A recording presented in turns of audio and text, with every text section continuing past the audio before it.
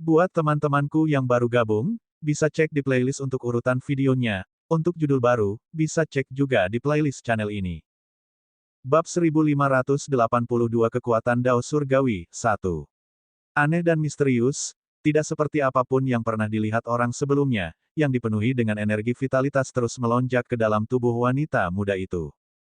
Jantung Qin Yuan berdegup kencang saat dia memperhatikan dengan ama. Meskipun dia telah hidup selama lebih dari 100.000 tahun, bagaimana mungkin dia tidak dipenuhi dengan antisipasi dan kegembiraan memikirkan putrinya dihidupkan kembali. Berdengung, berdengung, berdengung. Rune berdengung dan berdentang tepat waktu hingga tanah bergetar. Semakin Qin Yuan menonton, semakin terkejut dia. Lagi pula, tidak ada yang menyaksikan metode kebangkitan. Itu adalah metode yang bisa membuat orang gila. Astaga! Gulungan kebangkitan berkibar di udara seperti pita. Itu tampak seperti naga saat mengelilingi gadis itu. Dengan itu, energi yang bahkan lebih kuat melonjak seperti tsunami. Setelah merasakan energi yang kuat, Qin Yuan buru-buru terbang mundur. Ledakan. Bangunan kuno itu langsung dihancurkan oleh energi yang kuat dan menakutkan. Puing-puing dan puing-puing beterbangan di udara. Yang mengejutkan adalah puing-puing dan puing-puing tampak membeku di udara. Orang-orang yang menjaga daerah itu menyaksikan dengan kaget. Kontrol yang tepat dan kekuatan misterius ini. Paviliun Tuan Lu. Dari awal sampai sekarang, ekspresi Lu Zhou tetap sama. Dia tidak terpengaruh oleh kehancuran bangunan. Perhatiannya sepenuhnya terfokus pada gulungan kebangkitan. Dia bisa merasakan energi mengalir keluar dari gulungan itu, dan dia secara naluriah tahu bahwa dia akan gagal jika dia membuat kesalahan sekecil apapun. Setelah merasakan kekuatannya sejenak, dia bergumam pada dirinya sendiri, kekuatan Dao yang suci. Ding, Anda sekarang memiliki pemahaman dasar tentang kekuatan Dao Surgawi. Silakan terus bekerja keras. Lu Zhou tidak terganggu oleh pemberitahuan sistem. Bangkit, gadis itu naik lebih tinggi di langit. Rune itu seperti bintang di langit, berlama-lama di sekelilingnya. Pada saat ini, rune yang lebih besar muncul satu demi satu. Mereka tidak memasuki tubuhnya atau 8 meridian luar biasa miliknya. Sebaliknya, mereka jatuh ke tanah. Ketika rune besar pertama jatuh ke tanah, tanah sedikit bergetar. Getaran semakin kuat ketika rune kedua jatuh. Ketika rune ketiga dan keempat jatuh, puing-puing dan puing-puing yang menggantung di udara akhirnya jatuh ke tanah. Lu Zhou menjentikkan lengan bajunya, membuat puing-puing dan puing-puing beterbangan. Semua orang berseru kaget. Bukankah dia seperti dewa? Paviliun Master Lu sebenarnya memiliki kekuatan untuk memindahkan gunung dan mengaduk lautan. Untuk pembudidaya seperti itu, penghancuran itu mudah. Itu tidak membutuhkan keterampilan. Penghancuran selalu lebih mudah daripada konstruksi. Adapun kebangkitan, itu jauh lebih sulit daripada konstruksi. Saat rune jatuh ke tanah, kesadaran Lu Zhou tampaknya ditarik ke dalam gulungan kebangkitan oleh pusaran besar. Sekali lagi, dia ditarik ke dunia gelap. Kali ini, dia melihat batu jasa menjadi lebih redup dari sebelumnya. Hanya dalam beberapa saat, cahaya itu benar-benar padam. Dengan itu, kesadaran Lu Zhou meninggalkan gulungan kebangkitan. Kemudian, dia melihat wanita muda yang melayang di udara. Energi khusus di sekelilingnya membuatnya mendecakkan lidahnya dengan heran. Dia tidak mampu menjelaskan atau memahami energi. Dia ingin memiliki tampilan yang lebih baik sehingga dia mengucapkan mantra untuk kekuatan penglihatan. Dengan kekuatan penglihatan, dia melihat bahwa tempat-tempat di mana rune disentuh memancarkan gumpalan energi seperti asap hijau. Hukum kekekalan menyatakan bahwa energi memiliki sumber dan tujuan. Lu Zhou melihat ke bawah. Bumi. Dia mengingat galaksi yang dia lihat di jurang. Selama 100 tahun dia berkultivasi di jurang maut, kekuatan bumi telah memasuki lautan kidantiannya terus-menerus, sangat meningkatkan avatar birunya juga. Ledakan. Getaran hebat menarik Lu Zhou kembali ke akal sehatnya. Pada saat inilah Hua Yin, murid tertua dari Gunung Embun musim gugur, berteriak, hati-hati. Formasi kuno akan segera pecah. Petik 2. Qin Yuan mendongak tak percaya. Penghalang yang sebelumnya transparan menyala. Itu jelas sangat terguncang. Aku akan mendukungnya, teriak Qin Yuan. Kemudian, dia kembali ke bentuk aslinya sebelum melebarkan sayapnya dan terbang ke atas. Qin Yuan lainnya mengikuti dan terbang juga, melebarkan sayap mereka dan berdiri di sampingnya. Suara mendesing. Kekuatan dari para pembunuh Sein kuno dicurahkan dalam jumlah besar pada saat ini untuk mempertahankan formasi kuno yang akan runtuh. Perasaan saat ini seperti akhir dunia. Semua orang gugup. Lu Zhou melirik ke langit sebelum dia terus fokus pada gulir kebangkitan dan mengendalikan energi vitalitas yang melonjak. Kali ini berbeda dari sebelumnya, dia menggunakan Resurrection Scroll. Dia punya firasat dia akan berhasil kali ini. Perasaan itu tumbuh lebih kuat ketika lebih banyak energi hijau muncul dari tanah. Tidak diragukan lagi, formasi kuno terpengaruh karena kekuatan dari Resurrection Scroll. Formasi kuno sangat kuat untuk memulai. Bahkan jika Qin Yuan menghabiskan semua energinya, dia hanya bisa mempertahankannya untuk sementara waktu. Bang! Formasi kuno terkena serangan balik kekuatan dari Resurrection Scroll. Qin Yuan juga terlempar ke tanah. Pada saat ini, langit tampak terbelah saat formasi kuno hancur. Angin kencang bertiup dari dunia luar, memenuhi lembah wangi. Bunga-bunga layu dengan kecepatan yang terlihat dengan mata telanjang. Formasi kuno hilang. Qin Yuan menatap langit tanpa daya setelah dia mendarat. Lembah wangi tempat mereka tinggal selama 100.000 tahun hilang begitu saja. Bagaimana mungkin mereka tidak terpengaruh? Tidak dapat dihindari bagi mereka untuk memiliki keterikatan pada tempat ini setelah tinggal di sini begitu lama. Sarang Qin Yuan memperlakukan tempat ini sebagai rumah mereka. Tanpa penghalang, rumah mereka hilang. Pada saat ini, langit biru sudah gelap. Bab 1583 Kekuatan Dao Surgawi, 2. Dari waktu ke waktu, sejumlah besar binatang buas akan lewat. Ini mirip dengan fenomena ketidakseimbangan. Dibandingkan dengan 200 tahun yang lalu, ketidakseimbangan telah sedikit berkurang dan menunjukkan tren penurunan yang stabil. Qin Yuan menekan emosinya dan berbalik untuk melihat Lu Zhou dan putrinya sebelum dia melihat ke bawah. Retakan. Tanah terbelah. Hanya dalam beberapa saat, retakan menyebar dengan gila-gilaan seperti jaring laba-laba. Hati-hati. Pada saat ini, seberkas cahaya tiba-tiba muncul di atas Fragrant Valley. Seolah-olah surga telah membuka matanya. Hati-hati. Ini adalah lorong rahasia raksasa. Zhao Hongfu berteriak. Satu demi satu, para pembudidaya muncul dari lorong rahasia. Mereka semua memiliki sepasang sayap di punggung mereka. Setelah melihat ini, Qin Yuan berseru, "Suku bulu." "Itu suku bulu?" tanya Pan Zong. "Ya." Anggota suku bulu berbaris dalam formasi saat anggota suku bulu terakhir turun dari lorong rahasia. Tubuhnya memancarkan cahaya terang. Sayapnya juga jauh lebih besar dari anggota suku Feather lainnya. Namun, wajahnya agak tidak sedap dipandang.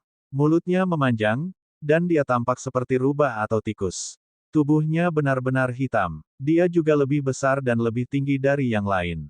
"Ini Jenderal Fei dan dari suku bulu," seru Qin Yuan. "Kamu kenal dia?" Faktanya, suku Feather bukanlah ras. Suku ini dipenuhi dengan ras lain yang juga pandai terbang. Jenderal Fei dan adalah seorang pembunuh suci kuno. Dia memiliki kekuatan Raja Surgawi yang lebih rendah. Petik 2. Pan Zong bertanya dengan rasa ingin tahu, lalu, mengapa Qin Yuan tidak bersarang dengan suku Feather? Pada titik ini, Qin Yuan tampaknya telah lupa bahwa mereka dalam bahaya. Dia berkata, "Malu, Qin Yuan gagal dalam ujian suku bulu. Maaf, aku tidak bermaksud menyodok tempat sakitmu." Suku Feather di udara mulai turun pada saat ini. Cahaya Fei dan juga meredup saat dia melihat ke bawah dari atas. Suku Feather lainnya membungkuk dan berkata serempak, "Jenderal, kami telah tiba di Lembah Wangi." Fei dan memandang Lu Zhou dan wanita muda yang diselimuti aura kematian setelah dia melirik para pembudidaya lemah yang terbang di sekitar Lembah Wangi. Ketika tanah mulai bergetar di Fragrant Valley, Great Abyss Land langsung merasakannya. Bendera. Fei dan tahu tentang keberadaan formasi kuno di Lembah Wangi, jadi dia segera bergegas ke sini. Namun, dia tidak menyangka bahwa formasi kuno telah runtuh. Dia mengangguk puas sebelum berkata tanpa nada, "Saya sudah lama memberitahu Kaisar Yu bahwa semut dapat memindahkan gunung, dan semut tidak dapat diremehkan. Lihat, semut benar-benar bisa menggerakkan kekuatan bumi. Jenderal, saya meminta izin untuk menyingkirkan semut ini. Pergi." Dengan itu, 5 anggota suku bulu turun dan mulai menyerang semua orang. Pada saat ini, Qin Yuan berkata dengan suara yang dalam, "Biarkan aku yang menanganinya." Qin Yuan tampak seperti bintang jatuh saat ditembakkan ke arah 5 anggota suku bulu. Ruang itu tampak beriak saat pedang dan pedang melintas. Bang, bang, bang, bang, bang. Qin Yuan mengalahkan 5 anggota suku bulu hanya dalam sekejap mata. 5 mayat, penuh lubang, jatuh ke tanah dengan suara keras. Orang-orang dari Paviliun Langit Jahat dan murid-murid Gunung Embun Musim Gugur, yang belum pernah melihat Qin Yuan beraksi, dikejutkan oleh kekuatannya. Kultivasi dari 5 anggota suku bulu tidak rendah, tetapi mereka sama sekali tidak cocok untuknya. Pada saat ini, Qin Yuan mendongak dan berseru, "Jenderal Fei Dan." Fei Dan sedikit mengernyit sebelum dia berkata dengan suara menggelegar, "Qin Yuan. Ini wilayah sarang Qin Yuan. Pergi sekarang sebelum saya memulai pembantaian," kata Qin Yuan. Fei Dan tertawa kecil dan berkata, "Kamu juga seorang Saint Slayer kuno jadi setidaknya kamu harus menjadi dewa." 100.000 tahun yang lalu, sarang Qin Yuan berlutut dan memohon Kaisar Yu untuk membiarkan mereka bergabung dengan suku bulu. Apakah kamu melupakannya begitu cepat? Qin Yuan sedikit marah, tapi dia masih berkata, "Kami tidak punya pilihan saat itu. Siapa yang tidak ingin hidup?" Sayangnya, Qin Yuan tidak dan tidak layak perhatian Kaisar Yu. Anda telah dikurangi untuk menjaga lembah kecil ini. Saya bertanya-tanya siapa yang berhasil membangkitkan kekuatan bumi. Ternyata, itu adalah pekerjaan sarang Qin Yuan Anda. Apakah Anda tahu konsekuensi dari menyebabkan bumi terbelah? Fei Dan bertanya dengan suara yang dalam. Saya tidak peduli dengan konsekuensinya. Bahkan jika Kaisar Yu datang, saya tetap tidak akan peduli, kata Qin Yuan. Kurang ajar. Gelombang suara yang menakutkan jatuh dari langit. Ledakan. Qin Yuan mengangkat tangannya ke langit, melepaskan gelombang suara yang lebih kuat untuk menetralkan gelombang suara Fei Dan.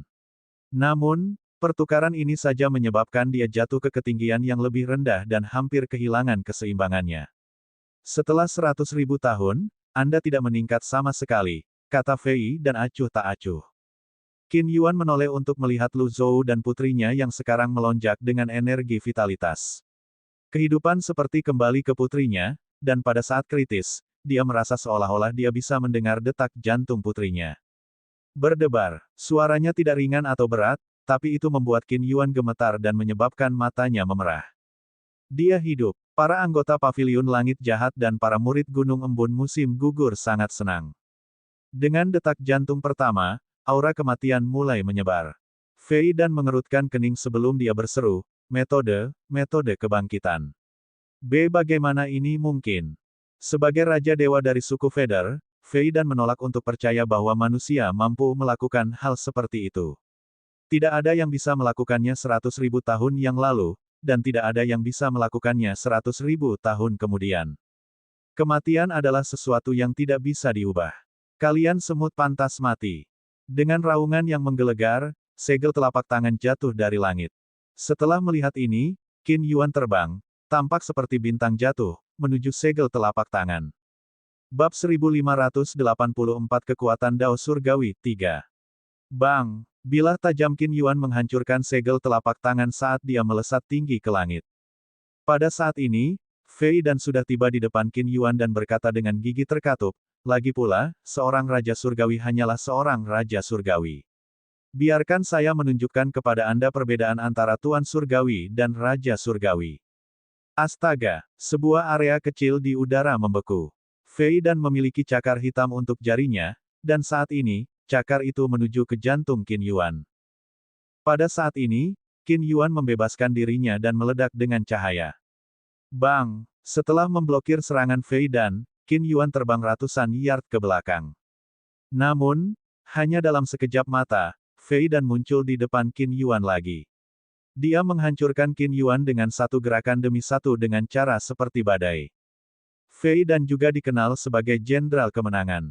Dia adalah prajurit paling berani dari suku Feather. Gaya bertarungnya langsung dan hiruk-pikuk. Dia memiliki pengalaman paling banyak dengan perang di suku, pembudidaya yang tak terhitung jumlahnya telah meninggal di tangannya. 100.000 tahun yang lalu, dia memimpin suku Feather untuk menaklukkan tanah dan kota. Setelah itu, dia dengan cepat naik pangkat di suku Feather, memperkuat statusnya. Bang! Bang! Bang! Bang! Bang! Setiap serangan Fei Dan mengandung hukum. Yang lain menonton dari jauh, tetapi mereka tidak bisa melihat apa-apa karena kecepatan tinggi. Itu seperti yang Fei Dan katakan, kesenjangan antara Tuan Surgawi dan Raja Surgawi terlalu lebar. Setelah Qin Yuan bertahan dari puluhan serangan, dia tidak bisa lagi menggunakan kekuatan Dao. Setelah Qin Yuan bertahan dari lusinan serangan, dia tidak lagi bisa terus menggunakan kekuatan Dao. Selain itu, perbedaan antara pemahaman mereka tentang hukum seperti langit dan bumi. Bang! Fei Dan akhirnya menjatuhkan Qin Yuan. Kemudian, dia berkata tanpa ekspresi, bunuh mereka semua. Jangan biarkan siapapun hidup. Dipahami. Setelah itu, Fei Dan mengalihkan perhatiannya ke Lu Zhou yang masih di tengah kebangkitan Putri Qin Yuan. Tepat ketika suku Feder akan mendarat di Lembah Wangi, wanita muda itu akhirnya dan dengan lembut jatuh dari udara. Jaga dia, kata Lu Zhou sebelum mendorong wanita muda itu ke samping. Bang! Lu Zhou menginjak tanah dan terbang ke langit. Qin Yuan, orang-orang dari Evil Sky Pavilion, dan para murid dari Autumn Dew Mountain mengangkat kepala mereka bersamaan. Ketika mereka melihat Lu Zhou, semangat mereka tinggi. Lu Zhou muncul di antara suku Feder hanya dalam sekejap mata. Setelah itu, teratai mekar di bawah kakinya. Ruang dan waktu membeku seketika. Ledakan. Kekuatan suci yang didorong oleh hukum menyerang semua anggota suku Feder sekaligus. Ketika beberapa anggota suku bulu mencoba melarikan diri, teratai kecil akan keluar dari teratai di bawah kaki Lu Zhou. Masing-masing teratai kecil menyala dengan busur listrik biru tua. Mereka berputar dengan cepat seperti pusaran sebelum mereka menusuk hati para anggota suku Feder yang mencoba melarikan diri. Bang! Bang! Bang! Bang! Bang! Ekspresi Fei Dan menjadi gelap. Dia jelas tidak memiliki aura makhluk tertinggi. Bagaimana ini mungkin? Apakah dia sengaja menyembunyikan kekuatannya? Fei Dan tidak berani meremehkan Lu Zhou. Dia terbang ke arah Lu Zhou seperti bintang jatuh dan menyerang dengan telapak tangannya. Bang! Lu Zhou mengangkat tangannya untuk menghadapi serangan Fei Dan. Ketika dua serangan bertabrakan, mereka berjuang melawan satu sama lain. Rambut panjang Lu Zhou berkibar tertiup angin saat busur listrik naik dari kakinya ke pinggang dan ke kepalanya. Busur listrik bahkan melintas di wajahnya. Kemudian, matanya berubah menjadi biru. Tatapannya sangat dalam dan menggetarkan jiwa. Fei Dan merasa hatinya tenggelam pada saat ini. Ekspresi ketakutan muncul di wajahnya saat dia berkata, Unho. Bang! Lu Zhou mendorong ke depan dengan sekuat tenaga. Setelah itu, semua Divine Power-nya, bercampur dengan sejumlah kecil Divine Power Dao, meledak.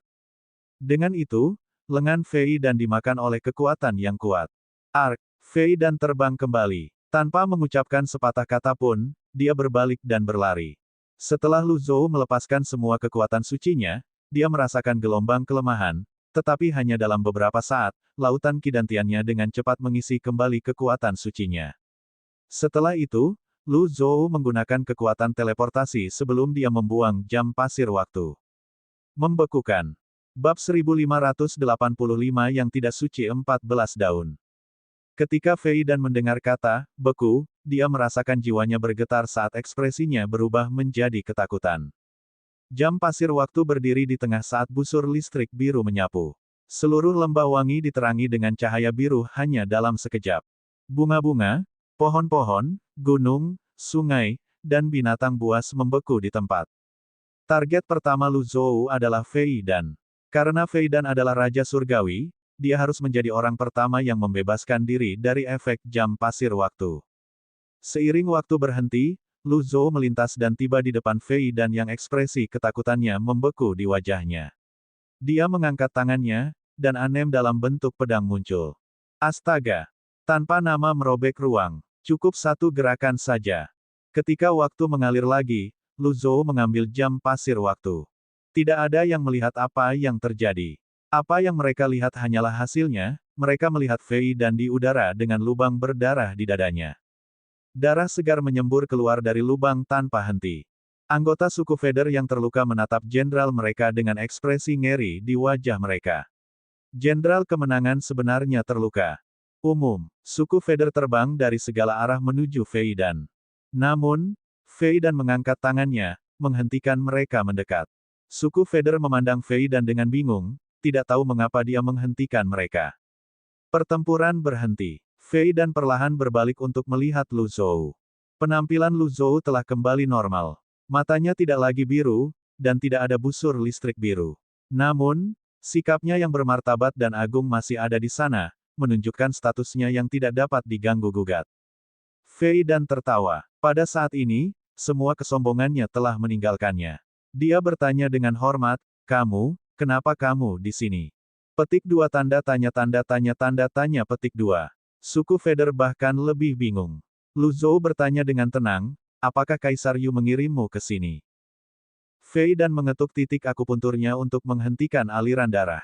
Kemudian, dengan ekspresi yang tampak seolah-olah dia tidak tahu apakah harus tertawa atau menangis, dia menggelengkan kepalanya dan berkata, Kaisar Yu memimpin suku bulu untuk menjaga tanah jurang besar. Selama 100.000 tahun terakhir, tidak ada yang salah. Setelah runtuhnya Pillar of Destruction Dunzang, Great Abyss Land dan Great Void sangat prihatin dengan perubahan bumi. Sebelumnya, saya merasakan getaran yang jelas di lembah wangi jadi saya datang untuk melihatnya. Namun, saya, Fei Dan merasa sangat menyesal. Jika dia tahu yang tidak suci ada di sini, dia tidak akan datang bahkan jika dia dipukuli sampai mati. Sayangnya, tidak ada obat untuk penyesalan. Lu Zhou berkata, saya akan mencari penjelasan dari Kaisar Yu. Fei Dan bertanya dengan ekspresi khawatir, bisakah Anda menunjukkan belas kasihan dan membiarkan kami pergi? Aku tidak bermaksud menyinggungmu. Fei Dan tahu tentang kemuliaan orang di depannya. Pihak lain adalah pembangkit tenaga listrik yang pernah mendominasi Great Void. Bagaimana mungkin dia, seorang raja surgawi belaka, dibandingkan dengan pihak lain? Dia seperti cahaya dari kunang-kunang sementara pihak lain adalah bulan itu sendiri. Anggota suku Feder lainnya tercengang oleh sikap rendah hati jenderal mereka yang tiba-tiba. Lu Zhou melirik Qin Yuan sebelum dia berbalik untuk melihat Fei Dan tanpa ekspresi dan berkata, sarang Qin Yuan adalah salah satu bangsaku. Bagaimana saya bisa menunjukkan belas kasihan kepada Anda? Hati Fei Dan bergetar saat dia melihat Qin Yuan. Dia berpikir dalam hati, sejak kapan sarang Qin Yuan menemukan pendukung yang begitu kuat? Ini buruk. Setelah berpikir sejenak, Fei Dan berkata, saya bersedia dengan tulus meminta maaf kepada sarang Qin Yuan. Kemudian, dia berbalik dan berkata dengan serius, saya minta maaf atas kata-kata dan tindakan saya sebelumnya. Pada saat ini, seseorang bergumam, cukup keras untuk didengar semua orang, jika permintaan maaf berguna, apa gunanya menjadi kuat? Fei Dan mulai panik. Lu Zhou terus menatap Fei Dan tanpa berkedip. Dia telah membunuh cukup banyak anggota suku Feder sebelumnya, tetapi sayangnya, dia tidak dihadiahi poin prestasi. Ini kemungkinan karena peningkatan sistem sehingga anggota suku bulu tidak lagi dianggap layak mendapatkan hadiah. Bagaimanapun, bagaimana dia bisa dengan mudah membiarkan Fei Dan pergi? Dia bukan orang yang baik hati. Bagaimana dia bisa membiarkan Fei Dan pergi hanya karena beberapa kata permintaan maaf? Akhirnya, Lu Zhou bertanya, kamu ingin aku menyelamatkanmu? Fei Dan membungkuk lagi dan berkata dengan hormat, ya, tolong tunjukkan belas kasihan. Saya memiliki 3 syarat, kata Lu Zhou. Tolong bicara, Fei Dan buru-buru berkata sekarang setelah dia melihat secercah harapan. Lu Zhou berkata, pertama, serahkan mutiara jiwamu. Kedua, Anda dan anggota suku Feder lainnya harus tinggal di sini, Anda tidak diizinkan untuk pergi. Ketiga, bersihkan kekacauan ini dan kembalikan Fragrant Valley seperti sebelumnya. Kemudian, sebelum Fei Dan dapat berbicara, Lu Zhou menambahkan, setelah itu, aku akan pergi ke Great Abyss Land untuk meminta penjelasan dari Kaisar Yu. Fei Dan, terus terang, 3 syaratnya adalah melepaskannya dari kultivasinya dan menjadikannya budak. Fei Dan merasa tercekik, itu sangat tidak nyaman. Melihat keraguan Fei Dan, Lu Zhou bertanya, kamu tidak mau? Fei Dan terkejut dan buru-buru berkata, saya setuju, saya setuju. Umum. Para anggota suku Feder berteriak. Mengapa? Mereka tidak bisa mengerti mengapa Fei Dan setuju dengan kondisi konyol itu. Diam, Fei Dan berteriak, menahan rasa sakit. Pada saat ini, Lu Zhou terbang lebih tinggi ke langit dan berkata-kata demi kata, karena kultivasi Anda cukup tinggi, saya akan menahan kultivasi Anda untuk saat ini untuk mencegah masalah. Hah! Para anggota suku Feder mendongak. Berdengung. Lu Zhou memanifestasikan avatarnya. Tidak ada yang bisa menebak ketinggian avatar. Lebih dari setengah avatar menjulang di atas awan. Namun, mereka bisa melihat teratai. Kursi teratai memiliki diameter hampir 1000 kaki, dan 14 daun berputar di sekitarnya. 14 daun. Setiap daun diliputi cahaya biru, dan teratai tampak cukup kuat untuk menutupi langit. Pada saat ini, Avatar mengangkat tangannya. Sebuah segel telapak tangan dengan tulisan emas bersinar untuk Bin muncul. Itu adalah segel pengikat Tao. Sebelum suku Feather bisa melarikan diri, segel pengikat besar telah mendarat pada mereka. 8 meridian luar biasa dan ki primal mereka segera ditahan. Fei Dan secara naluriah menolak kekuatan yang mengikat, tetapi kekuatannya di luar dugaannya. Untuk menyelamatkan hidupnya, dia menyerah melawan. Bang! Mutiara jiwa surgawi Fei Dan terbang di langit. Sementara itu, Qin Yuan sangat bersemangat sehingga dia tidak bisa berbicara ketika dia melihat 14 daun. Di sisi lain, orang-orang dari Evil Sky Pavilion dan para murid dari Autumn Dew Mountain memasang ekspresi kosong di wajah mereka. Berdengung. Avatarnya menghilang. Lu Zhou melayang di udara saat dia melihat mutiara jiwa surgawi di tangannya. Dia berpikir dalam hati, seperti yang diharapkan dari mutiara jiwa Dewa Raja Dewa yang lebih rendah. Setelah menyingkirkan mutiara jiwa surgawi, Lu Zhou melihat ke bawah dan berkata kepada yang lain, istirahatlah untuk saat ini. Setelah 3 hari, kita akan pergi ke Great Abyss Land.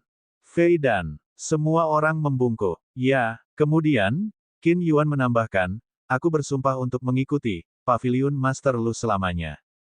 Qin Yuan harus dengan paksa menelan kata-kata yang tidak suci.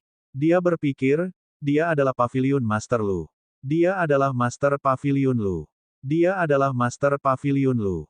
Bagaimanapun, hal-hal penting harus dikatakan 3 kali. Setelah itu, Qin Yuan terbang ke arah putrinya. Pada saat ini, putri Qin Yuan terbatuk ringan. Dia benar-benar hidup kembali. Menghidupkan kembali orang mati adalah tindakan pembangkangan terbesar terhadap surga, tetapi yang tidak suci telah melakukannya. Qin Yuan berpikir dalam hati dengan kagum. Qin Yuan memandang putrinya, yang linglung, saat dia mengingat masa lalu. Kemudian, dia tidak bisa lagi menahan dan menangis saat dia memeluk putrinya. Semua orang menghela nafas secara emosional. Setelah mendarat di tanah, ekspresi Fei Dan dipenuhi dengan keterkejutan dan ketidakpercayaan saat melihat pemandangan ini. Ketika dia melihat sekeliling, dia menemukan Lu Zhou telah menghilang. Dia bergumam pada dirinya sendiri, yang tidak suci telah kembali. Fei Dan terhuyung mundur seperti anggota suku bulu lainnya sebelum dia duduk lemas di tanah. Suku Feather yang kultivasinya terikat seperti yang tua dan lemah. Mereka merasa pusing dan tidak nyaman, bergoyang ke kiri dan ke kanan. Bab 1586 yang tidak suci mencari keadilan 1. Meskipun formasi kuno di Fragrant Valley telah runtuh, itu tidak mencegah yang lain untuk beristirahat. Di bawah cambuk orang-orang dari Evil Sky Pavilion dan Autumn Dew Mountain, suku Feather, mulia, dikurangi untuk melakukan pekerjaan manual. Mereka membangun kembali bangunan yang mereka hancurkan. Meskipun kultivasi mereka terikat, fisik mereka masih jauh lebih unggul daripada orang biasa. Oleh karena itu, tidak sulit bagi mereka untuk melakukan pekerjaan semacam ini. Di aula utama bangunan kuno itu tidak terpengaruh. Lu Zhou mengeluarkan gulungan surga untuk bermeditasi. Itu berbeda dari gulungan manusia dan gulungan bumi. Gulungan surga tidak memiliki skrip atau mantra, itu hanya berisi kekuatan misterius yang samar tetapi melonjak. Meskipun butuh waktu lama untuk memahami gulungan itu, Lu Zhou dimotivasi oleh kekuatan misterius yang merupakan kekuatan Dao Surgawi.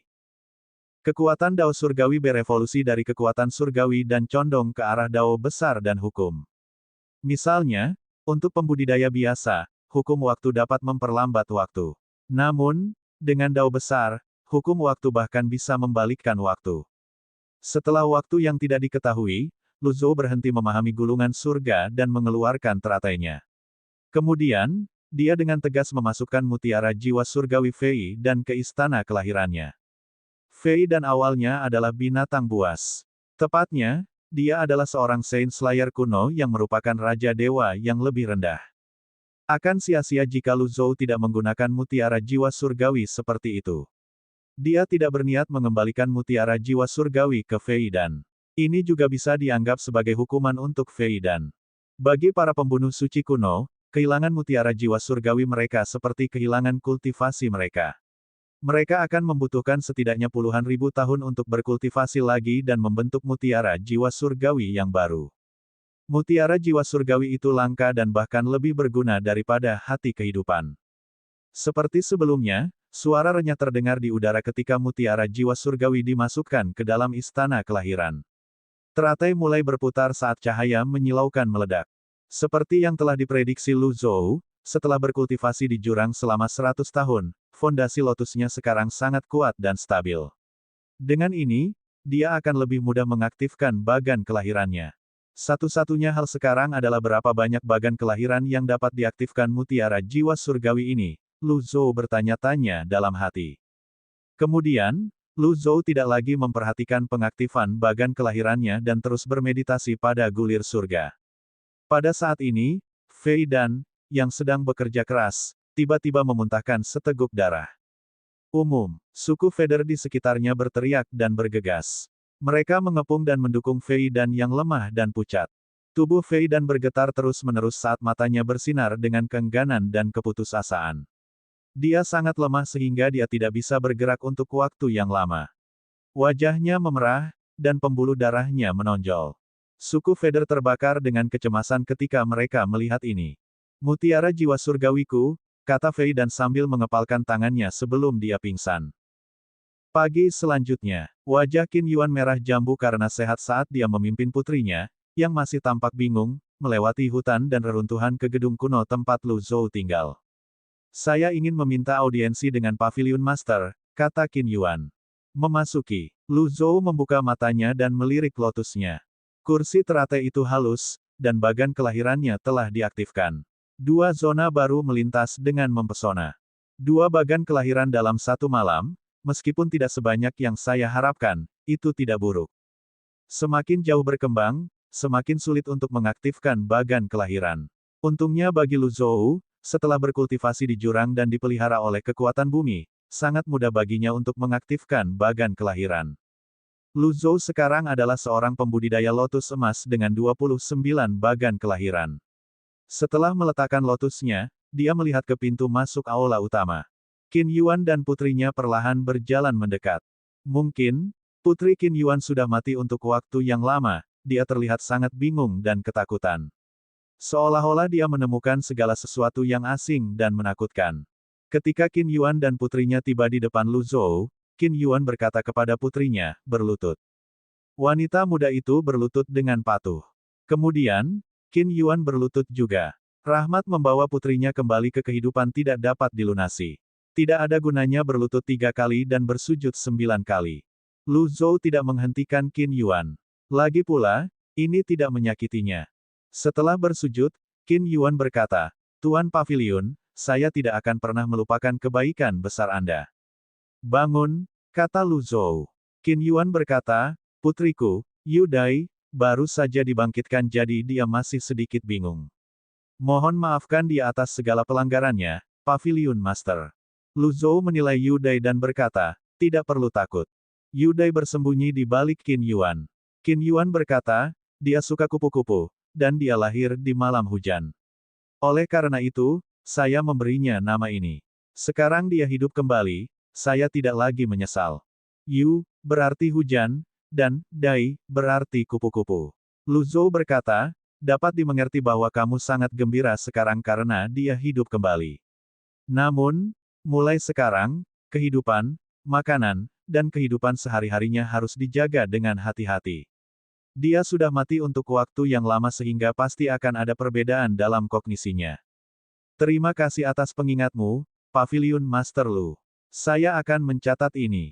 Setelah mati begitu lama, tidak mungkin bagi Yu Dai untuk melanjutkan hidup seperti sebelum kematiannya ketika dihadapkan dengan dunia yang sekarang tidak dikenalnya. Lu Zhou ingin tahu tentang proses kebangkitan. Apakah itu jiwa, tubuh, kesadaran, ketiganya, atau sesuatu yang lain? Dia mengingat energi seperti asap hijau yang muncul dari tanah ketika dia berada di tengah-tengah kebangkitan Yu Dai. Setelah manusia mati, mereka dikubur di bawah tanah, dan semuanya akan kembali ke bumi. Apakah metode kebangkitan mengambil kembali segala sesuatu dari bumi? Akhirnya, Lu Zhou melambai pada Yu Dai. Kemari.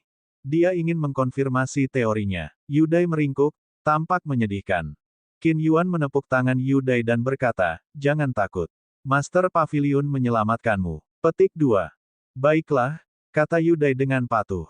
Bagaimanapun, mereka adalah ibu dan anak. Mereka berasal dari ras yang sama dan memiliki darah yang sama. Ikatan darah dapat dengan mudah mengatasi perpisahan puluhan ribu tahun.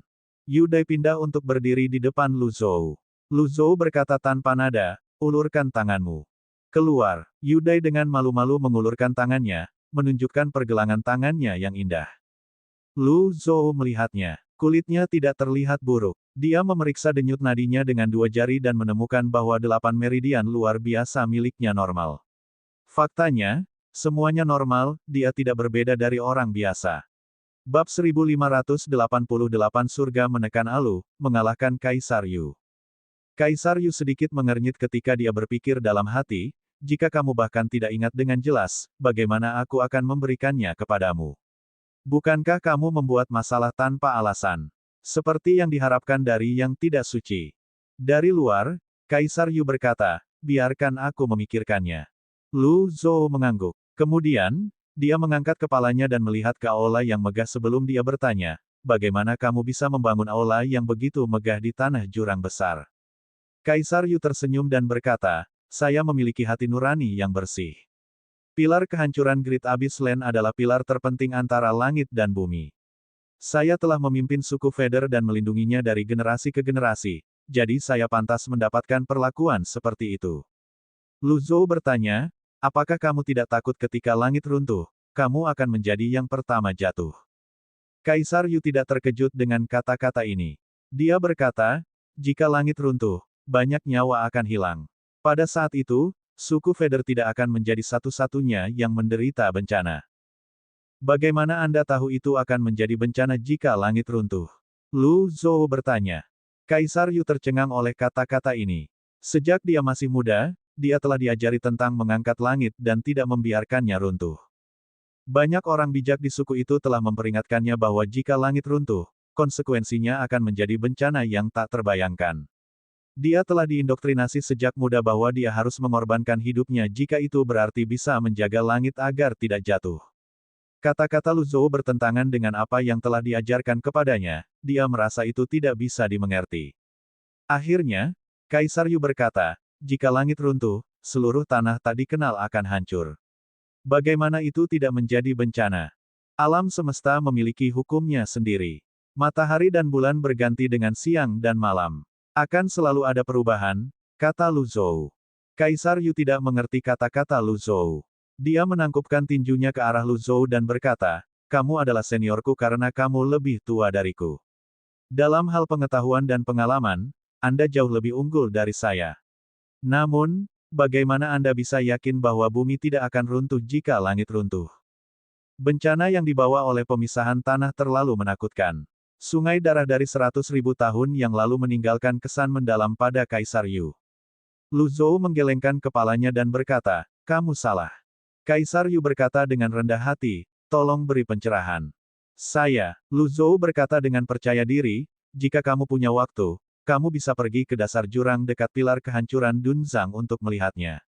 Rasakan kekuatan di jurang. Bumi jauh lebih kuat dari yang Anda bayangkan. Pembelahan tanah hanyalah evolusi bumi.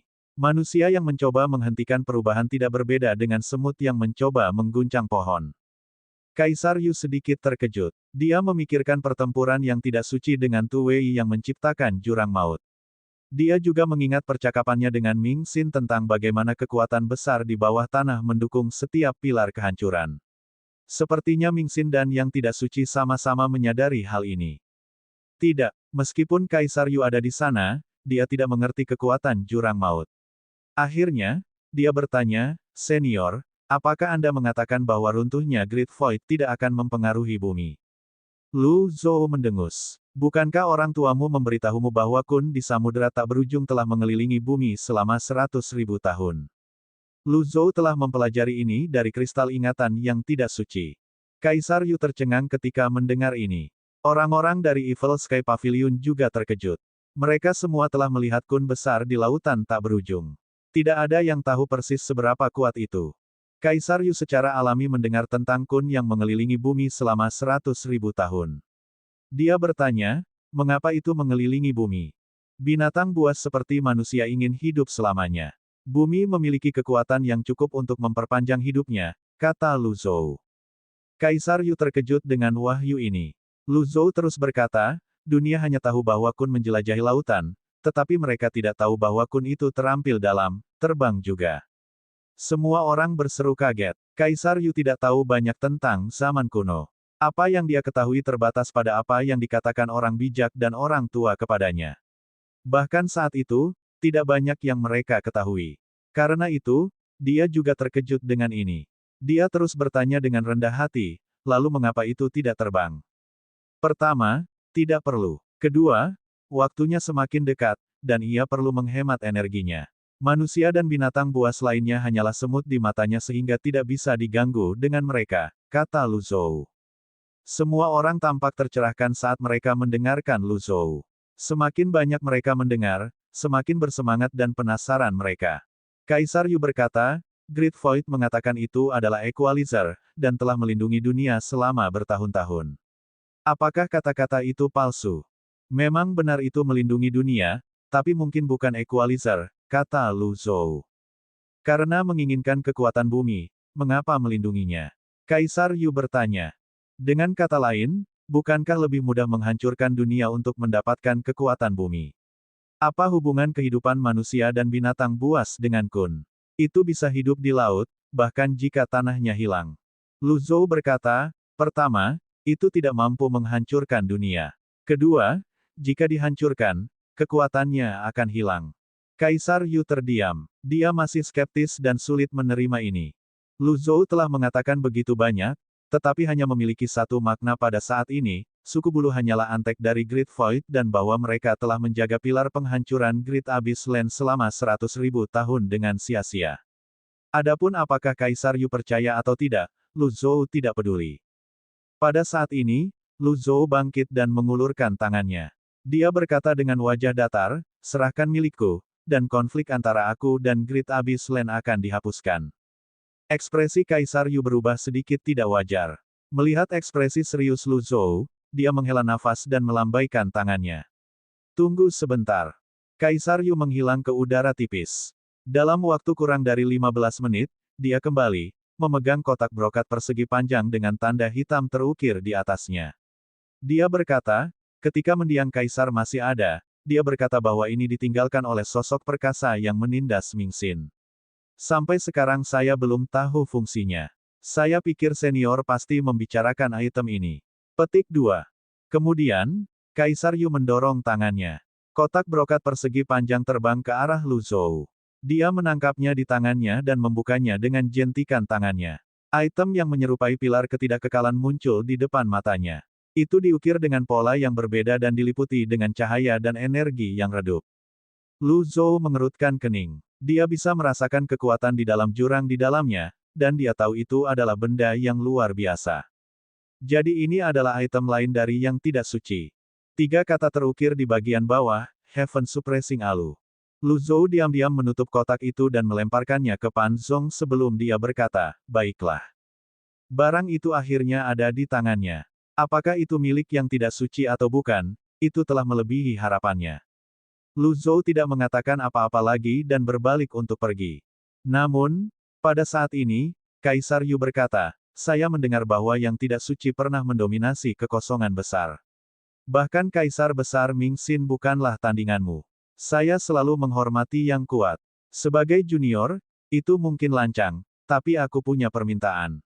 Berbicara, saya ingin berdebat jadi saya tahu kesenjangan antara kekuatan kita, kata Kaisar Yu dengan tatapan yang mendalam. Lu Zhou berbalik, momentumnya tetap kuat saat dia bertemu dengan tatapan Kaisar Yu. Dia bisa melihat niat pertempuran di mata Kaisar Yu. Faktanya, Kaisar Yu selalu ingin bertarung dengan sosok perkasa. Ming Xin selalu memandang rendah dirinya, dan dia juga tahu bahwa dia bukan tandingan Ming Xin. Semua orang mengatakan bahwa yang tidak suci sangat kuat, tetapi dia belum melihatnya sendiri. Ia merasa ada yang tidak beres. Lu Zhou dan Kaisar Yu terus saling menatap saat niat bertarung mereka meningkat. Tiba-tiba, Kaisar Yu bergegas keluar. Pada saat yang sama, Lu Zhou melintas. Hanya dalam sekejap mata, keduanya muncul di langit di atas Great Abyss Land. Pada saat ini, matahari bersinar terang. Burung-burung bernyanyi dengan merdu, dan aroma bunga meresap ke udara. Itu adalah sepotong surga di tanah tidak dikenal. Lu Zhou dan Kaisar Yu saling berhadapan dari jauh. Kaisar Yu mengulurkan tangannya dan berkata, "Tolong." Lu Zhou berkata tanpa tersipu, "Aku tidak pernah suka menggertak yang lemah, jadi aku akan mengurangi kekuatanku untuk berurusan denganmu." Kaisar Yu merasa terhina oleh kata-kata ini. Dia langsung terbang seperti bintang jatuh. Lu Zhou mengerutkan kening. Kartu Thunder Blast segera muncul di tangannya, dan dia menghancurkannya tanpa ampun. Ruang dan waktu sepertinya membeku, tetapi itu tidak mempengaruhi kartu Thunder Blast. Segel telapak tangan dengan tulisan Lightning tersapu seperti dinding. Pada saat yang sama, kilat mulai menyambar di langit. Setelah itu, Lu Zhou membuang jam pasir waktu. Membekukan. Jam pasir waktu. Kaisar Yu berseru kaget. Dia buru-buru menyilangkan tangannya, memanfaatkan kekuatan ruang untuk membela diri. Dia benar-benar menyerah untuk menyerang. Sesi sparring mendadak ini menarik sejumlah besar anggota suku Feather. Mereka bergegas dari segala arah untuk menyaksikan pertempuran. Ledakan. Sebuah sambaran petir turun dari langit di atas pilar penghancuran Great Abyss Land. Raksasa yang mengelilingi langit di atas Great Abyss Land benar-benar mengeluarkan teriakan bingung. Great Abyss Land yang semula cerah berubah menjadi gelap saat awan gelap mulai berkumpul. Raksasa di langit terbang mendekat, tanpa sadar menarik awan gelap dan kabut dari luar. Kaisar Yu, yang terkena kartu Thunder Blast, merasa lengannya mati rasa. Energi spasialnya benar-benar dihancurkan oleh sambaran petir. Dia mendengus saat dia didorong 100 yard ke belakang. Ketika dia akhirnya menstabilkan pijakannya, dia berseru dengan mata melebar, "Langkah bagus." Dalam hati, Kaisar Yu berpikir dalam hati, seperti yang diharapkan dari yang tidak suci. Dia tidak mudah bergerak, tetapi ketika dia melakukannya, itu menentukan dan kejam. Kaisar Yu menjadi lebih berhati-hati saat dia melihat Lu Zhou. Lu Zhou tanpa ekspresi, seolah-olah dia tidak bisa diganggu dengan Kaisar Yu di semua. Kaisar Yu tidak yakin. Sekali lagi, dia melesat seperti bintang jatuh, menembus angkasa. Sekarang kultivasi Lu Zhou telah meningkat pesat, harga kartu serangan mematikan telah meningkat menjadi 100.000 poin prestasi, dan dia tidak memiliki banyak poin prestasi yang tersisa. Dia berpikir, lupakan saja. Lu Zhou mengerahkan kekuatan dari tulisan surgawi dan mengilhami jam pasir waktu dengannya. Setelah itu, sejumlah kecil kekuatan dao surgawi berdesir ke segala arah dalam bentuk lingkaran cahaya. Setelah itu, semuanya membeku. Lu Zhou muncul di atas Kaisar Yu hanya dalam sekejap mata. Kemudian, dia menghancurkan kartu serangan mematikan biasa. Sebuah pusaran besar muncul di langit segera. Raksasa itu mengeluarkan tangisan bingung lagi. Seolah bisa merasakan betapa menakutkannya kekuatan itu, ia dengan cepat terbang lebih tinggi ke langit menjauh dari pertempuran. Setelah itu, pilar cahaya yang berkedip dengan busur listrik turun dari pusaran dan menghantam Kaisar Yu. Ledakan. Ketika waktu berjalan kembali, Kaisar Yu merasa seluruh tubuhnya mati rasa seolah-olah dia telah disambar petir yang mengerikan. Pilar cahaya telah menembus hatinya dan menyebabkan mutiara jiwanya terbang keluar. Lu Zhou mengalahkan Kaisar Yu hanya dengan ini. Bergerak. Suku Feather merasa ini sulit diterima. Semuanya berseru kaget. Yang mulia, Kaisar Yu memandang Lu Zhou dengan tidak percaya. Dia merasa sangat tidak nyaman. Apakah kesenjangan antara kekuatan mereka begitu lebar? Mutiara jiwa surgawi mengitari Kaisar Yu 3 kali sebelum kembali ke tubuhnya. Kemudian, itu mulai menyembuhkan luka-lukanya. Lu Zhou tentu saja tidak terkejut dengan ini. Bagaimanapun, dia tidak berencana untuk membunuh Kaisar Yu. Setelah waktu yang tidak diketahui, Kaisar Yu akhirnya mendapatkan kembali ketenangannya. Kemudian, Lu Zhou bertanya tanpa nada, "Apakah kamu masih ingin melanjutkan?" Kaisar Yu menarik napas dalam-dalam. Meskipun dia tidak mau, dia masih berkata, "Saya mengaku kalah." Lu Zhou melintas dan menghilang dari langit, muncul di depan orang-orang di Evil Sky Pavilion. Kemudian, dia berjalan keluar dari Great Abyss Land. Sepanjang jalan, anggota suku Feather secara otomatis mundur ke samping, membuka jalan untuknya. Tidak ada yang berani menghentikannya. Bagaimanapun, bahkan Kaisar Yu dikalahkan olehnya. Siapa yang berani menghentikannya? Bab 1589 Seorang Murid Pengkhianat. 1. Setelah orang-orang dari Evil Sky Pavilion pergi, Kaisar Yu mendarat. Ekspresinya tidak terlalu bagus, tetapi karena posisinya, dia berusaha tetap tenang. Setelah dia menstabilkan energinya yang kacau, ekspresinya berangsur-angsur mereda. Jika Kaisar Yu tidak mengeluarkan mutiara jiwanya tepat waktu, akan sulit untuk memperbaiki hatinya yang hancur. Banyak dari suku Vader adalah setengah manusia dan setengah binatang buas. Karena itu, mereka memiliki kemampuan penyembuhan diri yang kuat dan pertahanan yang hebat. Selain itu, mereka juga memiliki banyak hati. Dengan basis kultivasi Kaisar Yu, sebagian besar akan merasa sangat sulit untuk menghancurkan tubuh dan jiwanya. Pada saat ini, seorang pejabat di sebelah Kaisar Yu bertanya, "Yang mulia, apakah dia benar-benar yang tidak suci?" Kaisar Yu melintas dan kembali ke aula. Pejabat itu sepertinya mengerti sesuatu dan kembali ke aula juga. Kaisar Yu berkata dengan tenang, "Dia bukan yang tidak suci." Pejabat itu bertanya dengan skeptis, "Bagaimana Anda tahu, Yang Mulia?" Kaisar Yu menjawab, "The Great Abyss Land adalah garis pertahanan terakhir dari Great Void. Ming Xin sangat menghargai pilar penghancuran Great Abyss Land. Oleh karena itu, dia meninggalkan kristal pendeteksi yang dapat merasakan yang tidak suci. Sebelumnya, kristal itu tidak menyala. Surga, dia benar-benar berani menyamar sebagai yang tidak suci. Tidak heran Kaisar Besar Ming Xin mengumumkan kematian yang tidak suci." Seru pejabat itu. Setelah beberapa saat, dia bertanya, bingung, "Lalu, mengapa Anda memberinya alu penekan surga, Yang Mulia?" Kaisar Yu tersenyum. "Pertama, barang itu bukan milikku, sejak awal. Kedua, Great Void selalu memikirkan diri mereka sendiri. Karena seseorang ingin memprovokasi mereka, maka aku akan memberikan item itu padanya. Bukankah itu mengalihkan masalah?" Pejabat itu berpikir sendiri. Kemudian, dia berseru, "Yang Mulia bijaksana."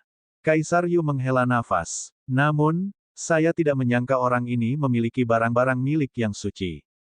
Apalagi dia agak kuat. Apakah dia seorang kaisar surgawi? Saya tidak keluar semua. Saya merasa seperti dia baru saja menjadi makhluk tertinggi. Namun, serangannya cukup aneh. Pada saat itu, sepertinya dia bisa menjadi kaisar surgawi. Itulah salah satu alasan saya membiarkan dia pergi dengan Heaven Suppressing Alu juga." Petik 2. Lalu mengapa dia menyamar sebagai yang tidak suci? The Great Void dipenuhi dengan para ahli. 10 aula dan kuil suci pasti akan bergabung untuk menghadapi yang tidak suci. Mengapa seseorang mencari masalah dengan menyamar sebagai yang tidak suci? The Unholy One terlalu terkenal saat itu. Mungkin, dia ingin menikmati kemuliaan yang maha suci. Siapa yang tahu apa alasannya? Adalah. Pejabat itu bertanya lagi, "Kalau begitu, apakah kita perlu melaporkan kejadian hari ini ke Great Void?" Ekspresi Kaisar Yu menjadi gelap begitu dia mendengar kata, "laporan." Dia sangat tidak menyukai kata ini. The Great Void berada di atas, Great Abyss Land ada di bawah. The Great Abyss Land selamanya diinjak-injak di bawah kaki Great Void dan menatap Great Void. Apakah ini benar-benar masa depan yang dia inginkan untuk suku Vader? Setelah melihat perubahan ekspresi Kaisar Yu, pejabat itu segera menundukkan kepalanya dan tidak lagi berani berbicara. Pada saat yang sama, orang-orang dari Evil Sky Pavilion, yang telah meninggalkan Great Abyss Land, belum pulih. Ketika mereka tiba di hutan, sebuah suara menarik mereka kembali ke akal sehat mereka. "Halo!" Semua orang melihat ke arah suara itu dan melihat seorang pria bertopeng berdiri di bawah pohon. "Kamu siapa?" Pan Litian bertanya dengan suara yang dalam. "Saya ingin berbicara dengan Master Pavilion Anda." "Semua orang harus pergi," kata pria bertopeng itu. Lu Zhou memberi isyarat agar semua orang menunggu dan terbang sendirian. Ketika dia tiba di depan pria bertopeng itu, dia bertanya, "Ada apa, Jie Jinan?" Jie Jinan terkejut. "Tidak mungkin. Bagaimana Anda mengenali saya? Aku bisa mengenalimu bahkan jika kamu menjadi abu." Alih-alih mengingat penampilan seseorang, dia mengandalkan kekuatan penciumannya. Selain itu, di Great Abyss Land, satu-satunya orang yang memiliki hubungan dekat dengan Evil Sky Pavilion adalah Jie Jinan. Sebelumnya, Jie Jinan telah muncul dan membantu Lu Zhou. Tidak mengherankan baginya untuk muncul lagi. Jie Jinan menggaruk kepalanya dan berkata, "Saya bahkan menemukan diri saya topeng." Apa masalahnya? Lu Zhou bertanya. Jie Jinan melirik orang-orang di Evil Sky Pavilion sebelum dia berkata, aku tidak menyangka kamu masih hidup. Saya pikir Anda dan Kaisar Tu Wei binasa bersama. Pada saat itu, saya bahkan tidak bisa tidur selama beberapa hari. Kenapa kamu membantuku? Lu Zhou bertanya. Jie Jinan memandang Lu Zhou dan berkata, kultivasimu meningkat cukup cepat. Sayang, waktunya belum matang. Namun, saya dapat memberitahu Anda bahwa saya bukan musuh Anda. Petik 2. Lu Zhou menatap Jie Jinan tanpa berkedip. Bukankah itu sudah jelas? Jie Jinan berkata, kamu benar-benar terlalu menonjol kali ini. Kaisar Yu jelas dan sengaja memberi jalan kepada Anda. Anda harus berhati-hati jika tidak ingin menarik masalah. Apakah salah jika aku mengambil kembali apa yang menjadi milikku? Lu Zhou bertanya. Tentu saja, itu tidak salah, kata Jie Jinan, itu sebabnya aku diam-diam mengembalikan barang-barangmu ke Anda. Lu Zhou mengerutkan kening. The Fast Skybug dan jantung kehidupan Gou Chen. Betul sekali. Bukankah Heaven Suppressing Alu milikku? Meskipun Lu Zhou telah melihat ingatan yang tidak suci melalui kristal ingatan, itu tidak terlalu detail. Jie Jinan memukul pahanya dan bertanya, Kaisar Yu benar-benar memberimu alu penekan surga. Lu Zhou berbalik dan mengulurkan tangannya. Pan Zong dengan bijak melemparkan kotak brokat persegi panjang itu. Berderak. Ketika tutupnya terbuka, alu penekan surga terungkap. Jie Jinan melebar begitu dia melihat Heaven Suppressing Alu. Dia terbatuk keras sebelum berkata, kamu bahkan berani memeras alu penekan surga dari Kaisar Yu. Anda. Kemudian, dia bergumam, terlalu arogan, terlalu terkenal, apakah kamu tidak takut sejarah terulang kembali? Lu Zhou sadar bahwa tindakannya kali ini sedikit menonjol dan mencolok. Namun, beberapa hal harus dilakukan dengan cara ini sehingga dia bisa mencapai tujuannya. Akhirnya, dia berkata tanpa nada, tidak ada yang suci di dunia ini, jadi mengapa aku tidak bisa menjadi yang tidak suci?